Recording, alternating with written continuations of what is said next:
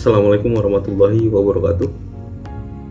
Oke, kita akan membahas salah satu bagian dari siklus sebuah proyek, yaitu siklus terpenting kalau menurut saya, yaitu siklus perencanaan proyek.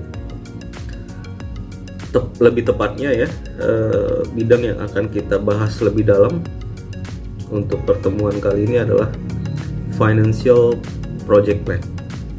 Jadi perencanaan proyek dengan menitik beratkan aspek finansial.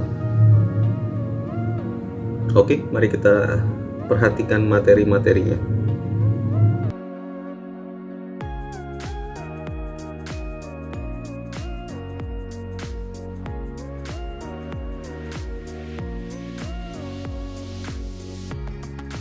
Sebelum kita akan membahas lebih dalam terkait dengan financial project plan, ada baiknya kita akan memperhatikan apa-apa saja elemen dan tahapan yang dilakukan ketika kita sedang merencanakan sebuah proyek. Nah, ketika kita akan membahas ini, pada dasarnya pembahasan kita ini mirip-mirip dengan bagaimana merencanakan sebuah bisnis, atau teman-teman mahasiswa sering melakukannya, yaitu bisnis plan, rencana bisnis. Nah ya, seperti rencana bisnis pada umumnya, proyek juga memiliki elemen dan tahapan-tahapan perencanaannya. Di dalam elemen proyek, elemen pertama yang biasa kita perhatikan adalah ruang lingkup dari proyek tersebut. Kemudian bisa dikatakan alternatif dari apa yang dilakukan di dalam proyek, hingga visibility-nya. Nah, visibility inilah yang akan kita ukur di financial project plan. Output dari financial project plan adalah visibilitas dari proyek yang akan kita lakukan. Kemudian elemen proyek yang lain ada membagi proyek di dalam rincian-rincian kegiatan tertentu. Kemudian ada jadwal kegiatan, rencana komunikasi, standar dan prosedur yang dilakukan dalam proyek tersebut, hingga mengidentifikasi dan menilai risiko yang akan memapari proyek tersebut. Nah, elemen-elemen tadi kemudian akan saling bersinggungan satu sama lain, yang tujuan utamanya adalah menimbulkan budget atau biaya. Itu bisa timbul karena kita mengidentifikasi elemen-elemen tadi ya. Nah, setelah budget sudah muncul, budget di sini bisa diartikan berapa nilaian biaya yang dikeluarkan ketika proyek itu akan dibangun. Hingga elemen terakhirnya adalah rencana proyek dasarnya. Nah, elemen-elemen proyek yang kita bahas tadi adalah bagian-bagian yang harus direncanakan ketika kita akan melakukan sebuah proyek. Ya. Elemen ini pada dasarnya tidak hanya berhenti ketika proyek itu selesai dibangun, tetapi dia akan mengalami siklus proyek seperti yang sudah kita bahas sebelumnya, di mana setelah proyek itu dibangun, muncul pertanyaan, apakah proyek yang dibangun tadi akan sesuai dengan rencana biaya yang sudah kita anggarkan untuk operasionalnya. Nah, pertanyaan-pertanyaan itu di awal ini, di perencanaan ini, akan kita bahas sedemikian rupa dan sesistematis mungkin. Nah, tujuan utamanya tadi ya, visibilitas.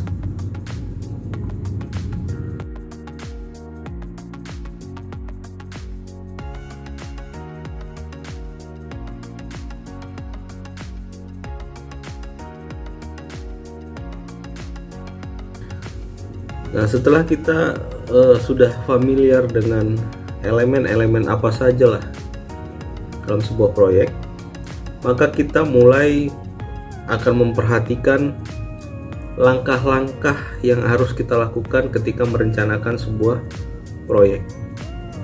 Ini menjadi penting karena setidaknya ini akan membantu proses perencanaan yang baik.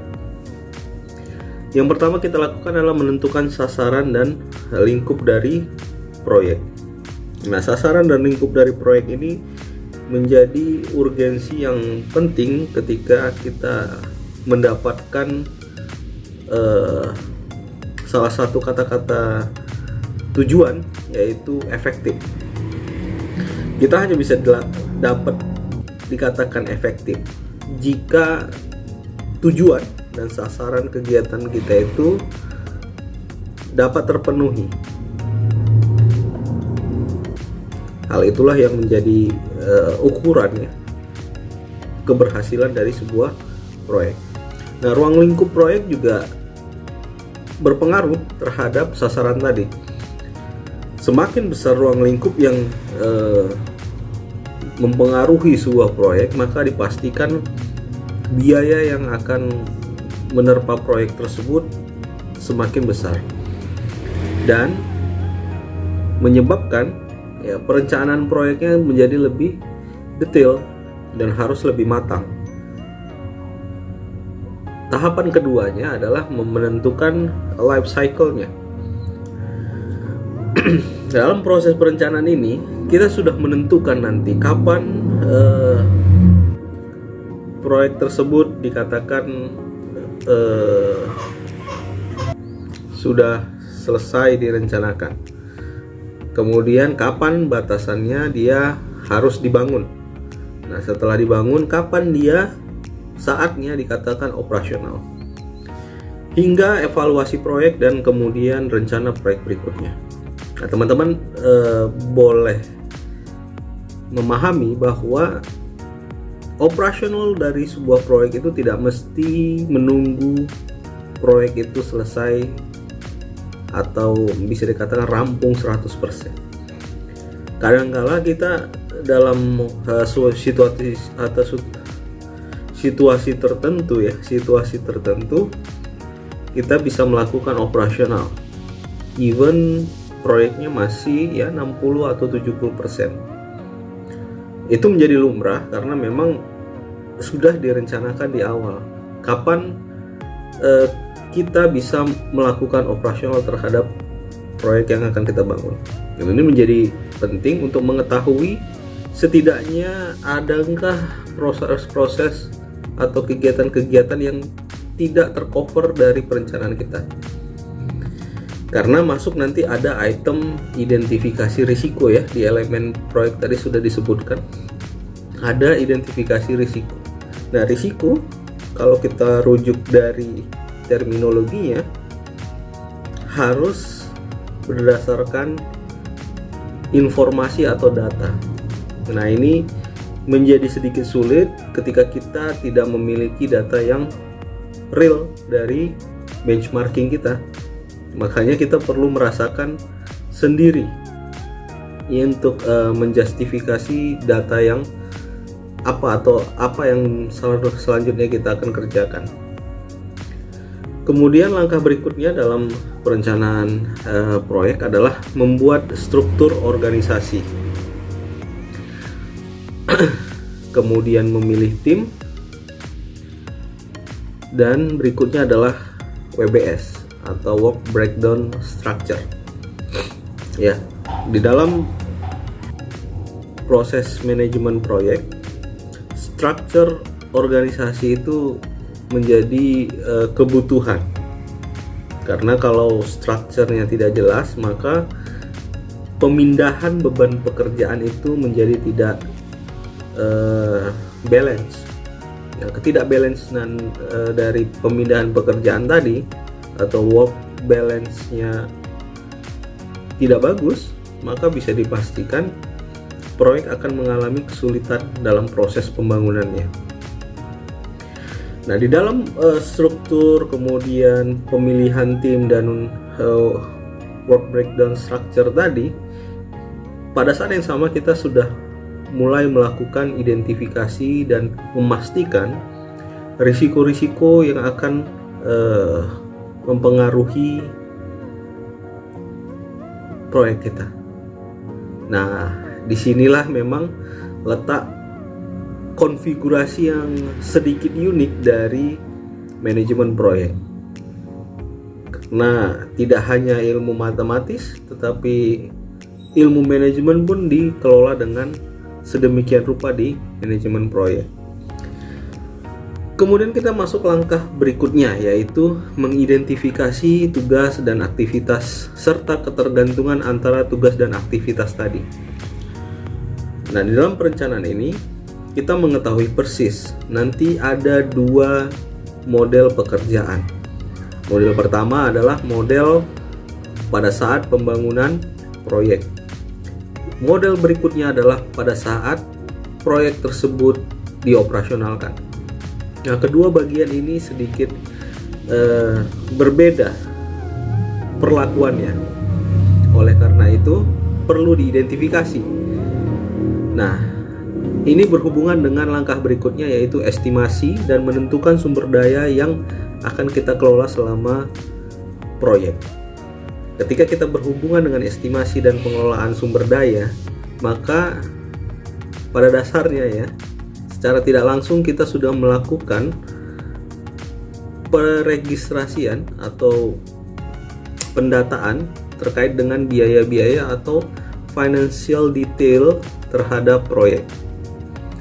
Nah, dalam langkah-langkah tersebut kita sudah tahu ya bahwa dalam perencanaan kita bisa menjustifikasi dengan melakukan financial plan.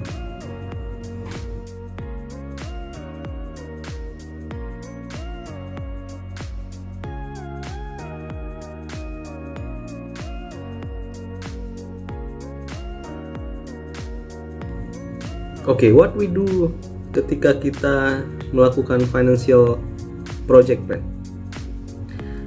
Yang pertama, kita sudah paham elemen dan langkah-langkah proyeknya, sehingga kita sudah tahu persis bagaimana memanage sebuah proyek. Nah, sekarang kita akan mengumpulkan data-data yang akan kita pindahkan ke dalam rumus matematis atau perhitungan matematis untuk mengetahui visibility dari proyek yang akan kita lakukan. Sebenarnya ini kalau di elemen proyek ini elemen yang pertama. Kenapa? Karena ketika sudah tidak visible, memang tidak ada alasan lagi untuk kita melanjutkan proyek tersebut.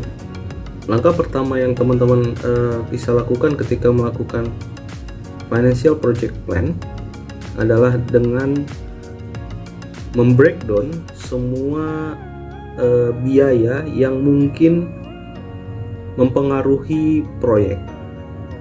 Pada dasarnya biaya ini nanti kita akan bagi dua. Yang pertama adalah biaya pada saat pembangunan proyek. Yang kedua, biaya pada saat proyek itu dioperasionalkan. Saya akan fokus kepada dua biaya tersebut. Contoh misalkan biaya pertama adalah biaya pembangunan proyek.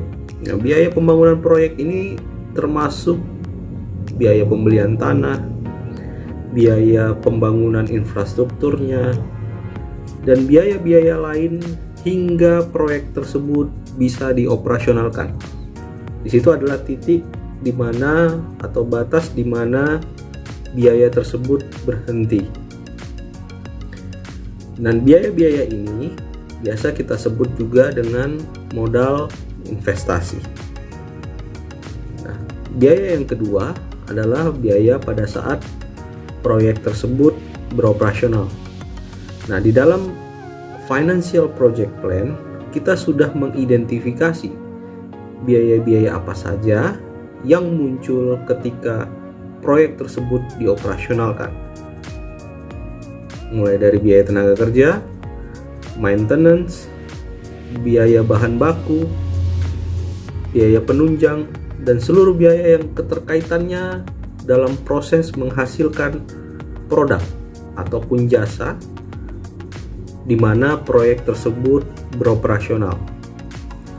kedua model biaya tadi memiliki karakteristiknya sendiri-sendiri, sehingga pengumpulan datanya pun harus dipisah.